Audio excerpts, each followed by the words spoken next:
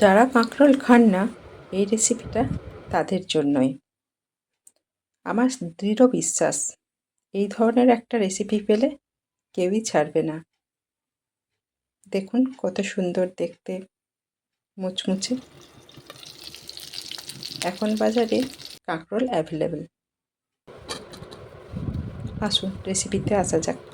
প্রথমে আমি কয়েকটা কাঁকরোল নিয়ে একটু ভালো করে জল দিয়ে ধুয়ে পরিষ্কার করে নিলাম।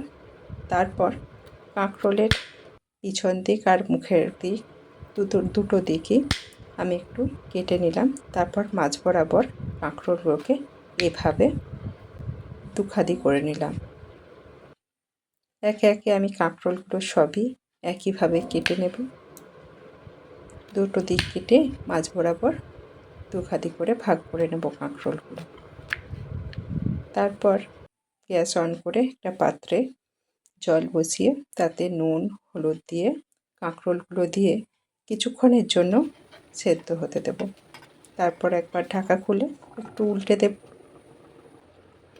আবার কিছুক্ষণ পর ঢাকা খুলে দেখে নেব এবং কাঁকরোলগুলো মোটামুটি 70% মতো সেদ্ধ হয়ে গেছে, তাই এগুলি তুলে নিলাম। এবার একটি চামচের সাহায্যে কাঁকরোলের এই বীজগুলো আস্তে আস্তে ছাড়িয়ে নেব। চামচের পিছন দিকটাতে করেও আমরা ছাড়াতে পারি, আবার আমাদের যেমন সুবিধা চামচটা ঠিকভাবে ধরেও আমরা এগুলো ছাড়িয়ে নিতে পারি। একে একে সমস্ত বীজগুলি আমরা বের করে নেব। তারপর একটি মিক্সির জারে আমি ওই কাঁকরোলের সেদ্ধ বীজ আর কিছু চীনাবাদাম দিয়ে সামান্য নুন দিয়ে এটাকে একটু পেস্ট করে নেব। পেস্ট করা হয়ে গেছে, দেখুন কেমন হয়েছে পেস্টটা। আমি কিন্তু সম্পূর্ণ পেস্ট করিনি, এটা কিন্তু একটু ছিপড়ে ছিপড়ে টাইপের আছে। এরপর এটার মধ্যে পেঁয়াজ কুচি, কাঁচা লঙ্কা কুচি, আদা কুচি দিয়ে দেব। তার সঙ্গে দেব কর্নফ্লাওয়ার আর দেব বেসন, একটু হলুদ গুঁড়ো, সামান্য নুন, একটুখানি খাবার সোডা দেবো যাতে একটু মুচমুচে হয়। তারপর একটু কালো জিরে দিয়ে এটাকে ভালোভাবে মিশিয়ে নেব। তারপর এটা হলো আমার পুর রেডি হয়ে গেল। এরপর ওই সেদ্ধ করে বীজ বের করা কাঁকরোলগুলোর মধ্যে এই পুরটি একটু ঠেসে ঠেসে দিয়ে দেব।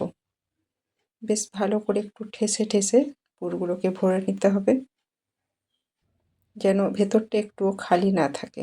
আমার সব কাঁকরোলগুলোই পুর ভরা হয়ে গেছে।